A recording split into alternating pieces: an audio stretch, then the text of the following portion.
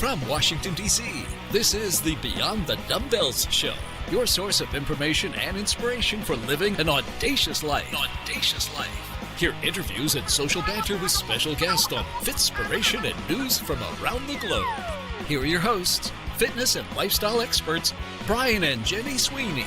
Hey, everybody. Welcome back. Welcome back to the Beyond the Dumbbell Show. Today's show is going to be what we're going to call a mini pod. Which means shorter. So Yes. these are on the fly. So Exactly. So the point of our mini pods is just that if there's something kind of weighing on our hearts or minds, we just want to talk it through in the hopes that we get our message across to you or encourage you to do something that you may not have done in a while as it relates to your health and fitness.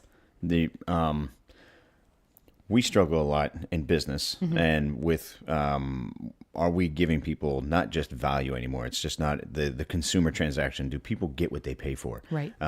This show in particular is put together to give value to those that we may never even meet. So this isn't about cost value. This is about, can you take action on something that might save your life or extend your life or somebody that you care about? Yep. So when we're looking at value, the longer shows, they've got more of a specific outcome. We always try to give something actionable that someone can take away after hearing us in our diatribe. Right. But the areas that we struggle, we want to start sharing with you guys just a little bit more. Being fit has its own challenges. Being in the fit business presents a lot more challenges. It's not just about looking the part, it's about living the part. And when we try to overlay what we've learned, and we want to imprint you guys with things that you can do that'll make your life better, even at the risk of maybe not being popular. Yeah. We're going to share it. Okay. So we had something that happened recently, and it's been on our minds and our hearts, and just interacting with clients from time to time. And, Jenny and I are talking back and forth. We kind of lost our way here in the last week or two. Right. We are involved in a business coaching group, and we've got people that own other gyms that we interact with regularly that we support each other. Mostly it's business and tactics and strategies. And there was a post that went up this week, and it rocked me. And when we were talking, I'm going to read this thing word for word, and then this guy's post. His name's Scott. Where he is and what he does, and specifically, he owns a gym. So Right. we'll leave it at that. And the conditions around this and the context doesn't matter because it's just an event that happened. Of course. But once you hear this, it's gut wrenching. Yep. And it's enough of a fear factor that everyone that I've talked to about this, because like I said, it impacted me. It's drawn my attention off of what I'm supposed to even be doing from day to day. Okay. So let me read this, and then Jen, I'll get your thoughts on it. Okay. So Scott put this post up. It was on April Fool's Day. It was not a joke. He writes, "The worst thing imaginable just happened at the gym. A 50-year-old police officer, member for a couple years, had a heart attack, and another member called 911 and did CPR on him until the ambulance got there. He didn't make it. I got there about 5 minutes after it all started, and her and I were switching off for about 2 minutes, and then the ambulance got there. I'm in shock right now, and I'm waiting at the hospital for this guy's wife to show up. I don't know what to say to her." And there's a couple things. One, this person, if you dissect this or unpack it a little bit, this person's been at the gym for a couple years, doing fit things with fit people in a community where the guy was probably thinking he was good to go. Oh, yeah.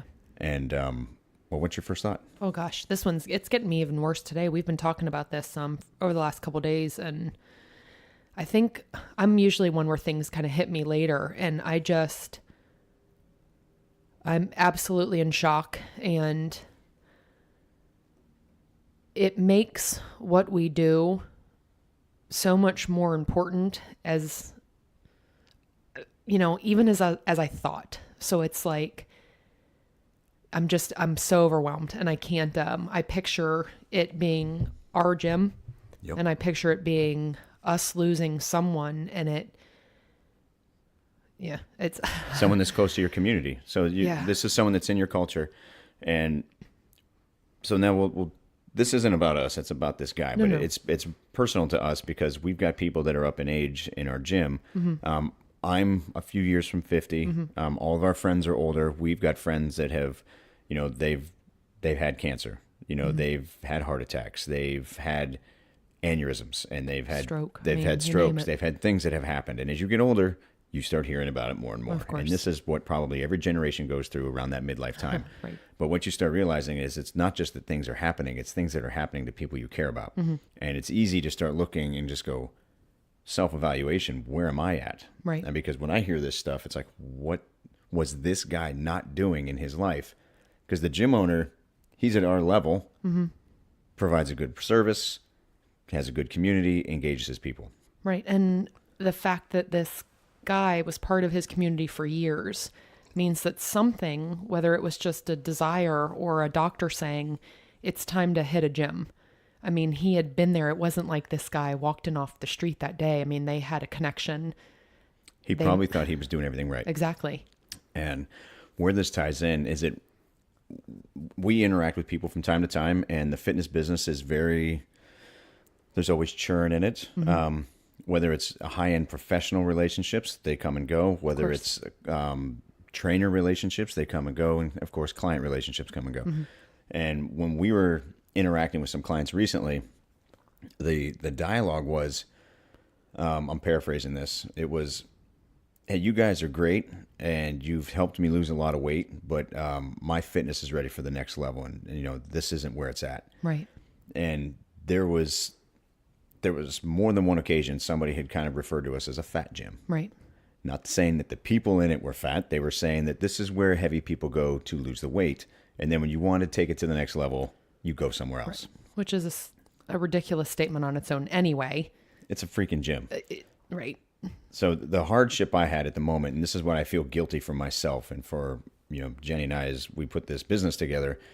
When we first started getting into fitness, it was about getting a six-pack. It was about speed, agility, balance. It was about, I spent a fair amount of time with Tony Horton, and to see a 50-year-old man do things that I in my 30s could not do, I was like, that is a measure of strength. Right. I mean, the dude lives the lifestyle. He preaches what he says. Yeah. I mean, preaches what he practices. And when we opened the gym, that was the mindset. It's like everyone wants to have a lean appearance. Everybody wants to be healthy. Right. And as we progressed through the years, we started paying more attention to, cool, you look good. What's your blood work say? How are you sleeping? How do you feel? Are you stressed out more often than not? What's your blood pressure? What's your cholesterol? And we had conversations when it was a smaller sect of people. We had more conversations because we interacted with them more and more. Right. We interacted with them more and more. And now the fitness, and I see this industry wide, fitness has gotten perverted. The role of fitness now is mostly focused on the aesthetics. Yes. People walk into a gym for two reasons. I want to look good, or my doctor sent me. When the doctor sends you, you're out of options. Right. They say if you don't have an intervention moving forward, you're in trouble. They show up typically pretty deconditioned, no real formal meal structure, nutrition strategy, very close, if not already, on prescription meds. Those folks would do anything to trade positions with the people that are just walking in looking for aesthetics. Right. Because the aesthetics, you have time, you have options. The doctor didn't send you. Exactly. So the conversations we were having with these clients that were heading out, you guys are great and all, but I'm not, I'm not worried about this anymore. And because you and I were having conversations about, hey, do we need to shift? What should we be? What's the lesson here? What are we learning? And then you hear about stuff like this guy, all right, that this gym owner Scott posted. It has emboldened me to double down on what we started. You better believe it. I'm not concerned about how much you can snatch or what your bicep curl number is. I mean, those... Or how many jumping jacks you can do in a minute. Doesn't matter.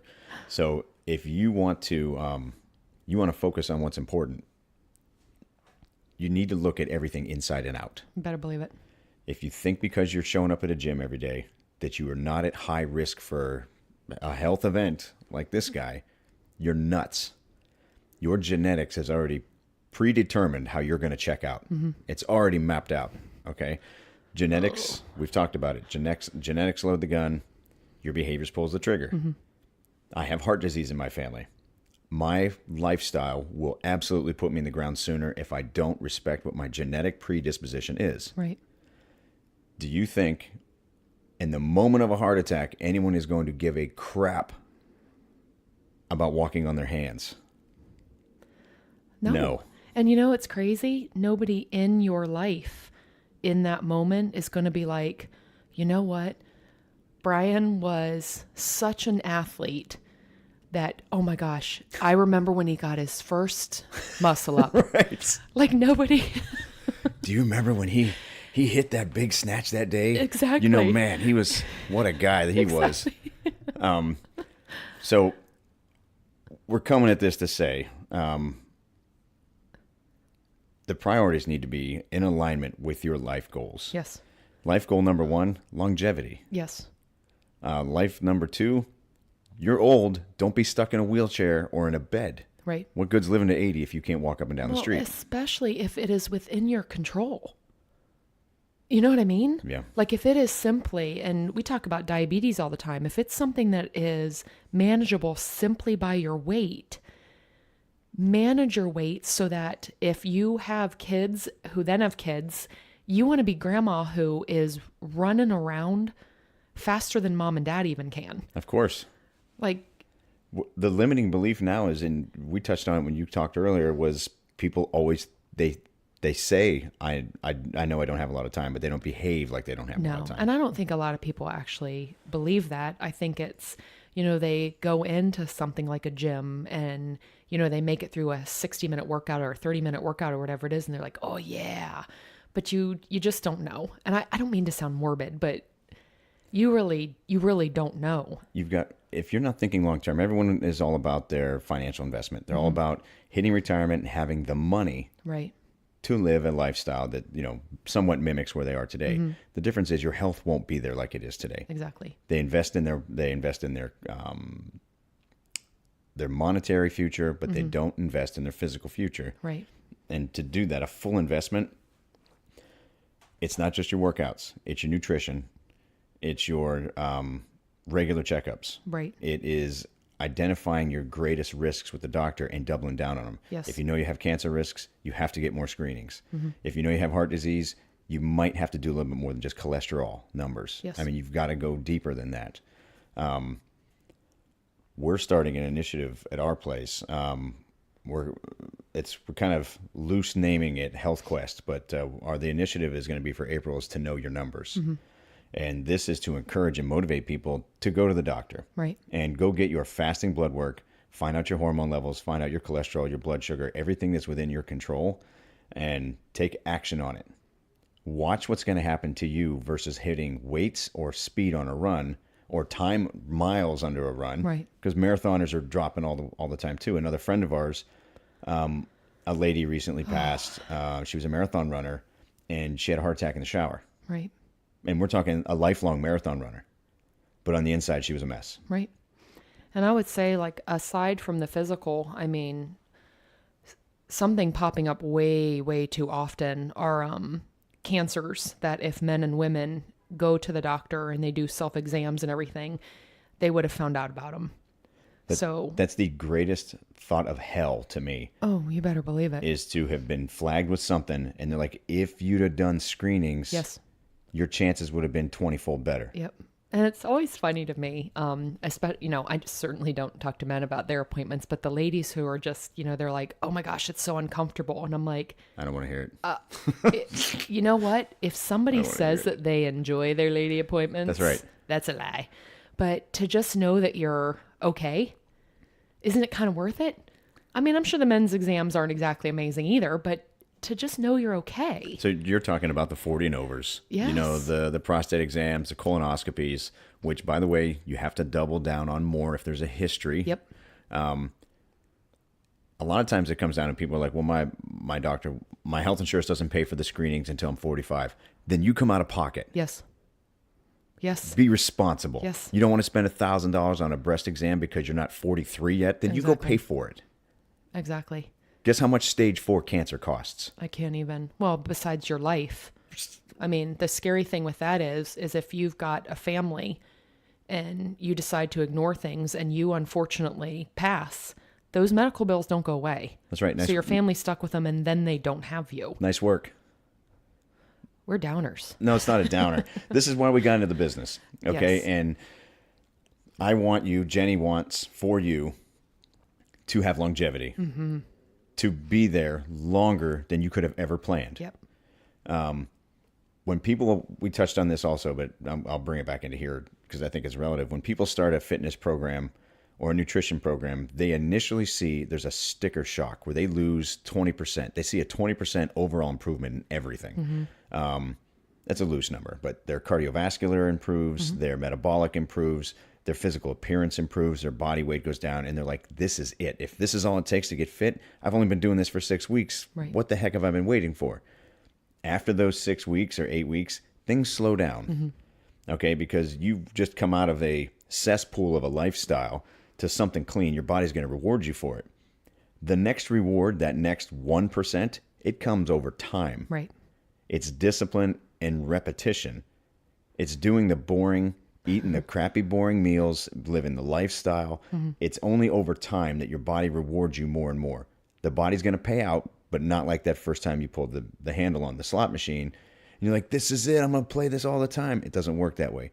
10 years of 1% gains, you're going to live a good life. Yes. But a start and stop, 3 months on, 2 months off, 1 month off, 2 months off. And the idea is now you've gained and lost weight so much, you could possibly be worse off than when you started. Absolutely. You have to stay the course. Right. Okay. And boring.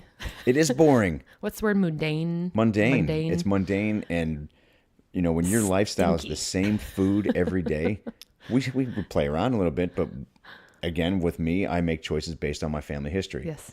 I know I can't do stupid all year round. I Right. can be stupid 3 or 4 times a year. Yes. And we are. And I get it, but I make up for it. But within that year space, there should only be 3 or 4 times when you're like, ooh, that was a little too much. Exactly. And they last a week or two. And I think it's just for us. I mean, it's just the realization. And I wish that I would have had this mindset in my 20s. I honest to God do. You and me both. But it's what you want out of life. And I, especially knowing for you, your history, you guys don't have longevity. My history, even though we kind of go out a little bit rough, we live a long time. I want to encourage and support you so that in the hopes that we can break this, I'd love for us to both live into our 80s. I think it'd be awesome. My biggest fear is punching out at the Sweeney's expire.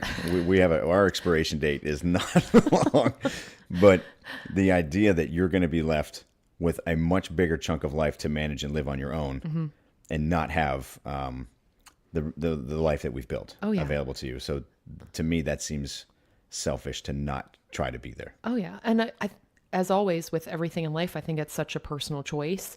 My hope is that people are encouraged to try to adopt the practice themselves, to want to.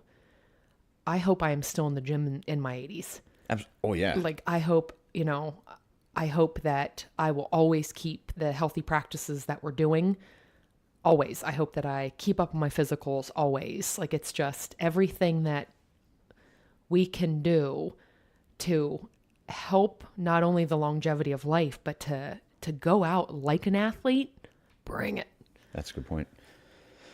Okay, so the last thing, and it kind of plays into the situation that we have just in our culture and the Western side here, the Western world. The obesity rate still hovers between 67 and 70%. People that identify as overweight or obese. We talked about this on the other show, the number of toddlers and adolescents. Once an adolescent passes through puberty, if they are carrying a ton of weight, that becomes their blueprint. Okay, so now we're not just talking about you taking care of yourself. And again, you don't want to take care of yourself. You're being selfish. You end up dropping short on your family because of, poor health maintenance. But when you're passing on the traits that are putting you at risk, when you pass those on to your kids, remember they got the same genetic history as you. Right. You're building that into them. But it's worth a little bit of pain now to get them on the right track. Definitely. if they are overweight when they head into puberty, it's locked in. That becomes their blueprint. They will never get rid of those fat cells. Right. They're permanent, which means if you're struggling with weight your whole life, your kid is going to struggle with weight their whole life, which is going to, we go back into those preventable diseases, that whole list of stuff. So the obligation one is take care of your family, take care of those that you love, and explain to them why it's important and why your unique family history should be respected. Absolutely. The next one are the gyms. With a 70% overweight or obese rating across the board in the United States, explain to me how gyms that have 4,000 members, there aren't transformation walls. Mm-hmm. There's not a history of these people's blood results went down. Right. Here's our wall, the cholesterol wall. That sounds kind of stupid, but all these people came off medications this month. Right. All these people came off meds. All these people here that were on preventative type 2 diabetes, they're off their meds, or their meds are so reduced now that they're not really doing much. Mm-hmm. These gyms, the bigger gyms, they don't have the flexibility or the personnel to care about what goes on inside of you. Right. They're playing to the aesthetics. Yes. How do I look? Yes. You look good in a coffin. Right. Make sure you look good. Exactly. It's not what it's about. Do you think it's not by design that you burn 1,000 calories on a treadmill and you walk out and have a 2,000 calorie shake and meal on the way out the door? Mm-hmm. Or that there's a bar? Mm-hmm. They're trying to sell you that all-inclusive lifestyle of a vacation. Exactly. Year round. Yep. When we talked about the 3 or 4 times a year that I'm stupid, it's on vacation. Right. It's my 4 days a year, couple times a year, 4 times at a trip, where it's just like, I'm not going to do my boring. I'm not boring this time. I'm just going to have fun. And I pay for it. Oh, yeah. But my lifestyle auto-corrects me back. Yep. I would just be mindful of where you choose to go to see what's actually being celebrated. Is it the celebration of, the class size, or that somebody hit a personal record, or is it somebody that said, hey, by the way, did you know that Jane Doe went off of her, diabetes medication, she's no longer at a risk for... She's not on a statin or anything. Exactly. Yep. That, I would just be mindful of...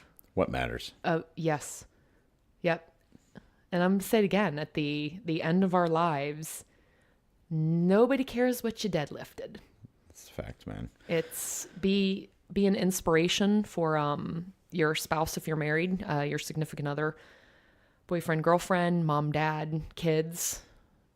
Encourage all of them to do things like get physicals, to be active, we've talked about before, like the cheat meal and the diet and stuff, and you're against it and I'm for it, which is funny. Yeah.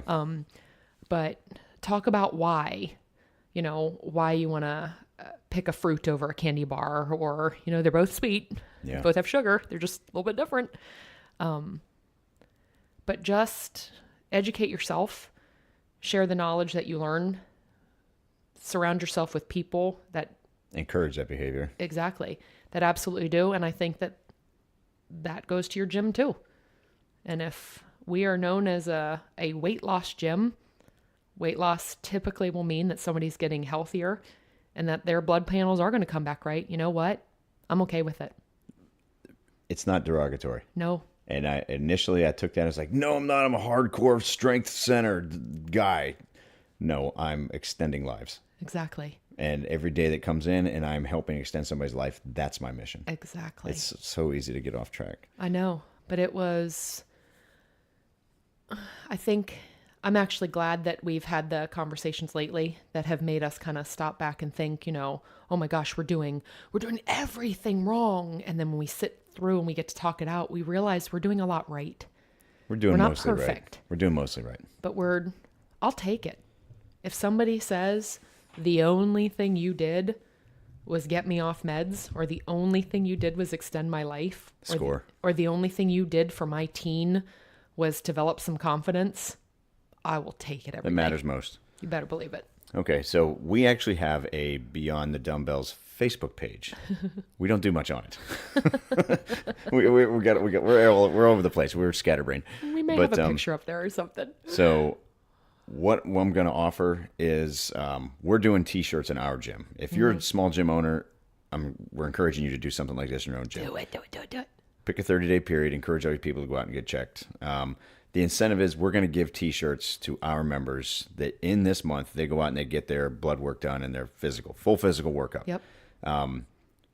It needs to be a full. Okay, so don't just go get blood work and run out. It needs to be everything. Get everything checked. We're not HIPAA compliant, so don't go posting any kind of goofy medical secret stuff up there. But if you can post your stats as far as just your cholesterol went down, Definitely. or I got my check, you get your evaluation. When you get done with your blood work, usually if everything's good, the doctor says, nice job, see you in a year. Yep. Grab a snapshot of that out of your wellness portal, and we'll send you a T-shirt. Yep. I'm going to cap it at 50, but for fun, you've got to post it on the Beyond the Dumbbells Facebook page. I love it. I think we've got like 100 people that like it. That's okay. We don't push it, but come out there and put it up there, and we'll send you a T-shirt. Yes, and please, just like B said, we're not HIPAA compliant. Please don't include your name, your address. Don't include anything. We're definitely going to need your name. It's just on the thing with, I should have said your name with your address. Message that to us. There you go. Don't post that on the thing. Okay. Super groovy. Again, this was a short one, but it touches to the heart of everything we're trying to do in fitness. Everything we ever do or ever talk about boils down to this. What are your numbers? Yep. Awesome. I'm Is so that it? excited. Anything? Yeah. No, it was good to end on a positive note. Yeah. Post your pics. We wanna Post see your it, numbers. guys. Don't include your address. I'm going to drive that one home. If you do, I'm going to send you bad things. All right, guys, we love you. Thank you for everything. Thanks for the support. If you know someone that needs to hear this, this is a good one to share. Definitely. All right, guys, we will Get talk physical. to you. Get your stuff, get your notes, know your numbers. All right, guys, talk to you later. Thanks for listening to the Beyond the Dumbbells show. We know you have thousands of options for content and entertainment. We appreciate you spending time with us. If you enjoyed our show, please share our web address, www.beyondthedumbbells.com, and maybe drop us a review. Until next time, live beyond.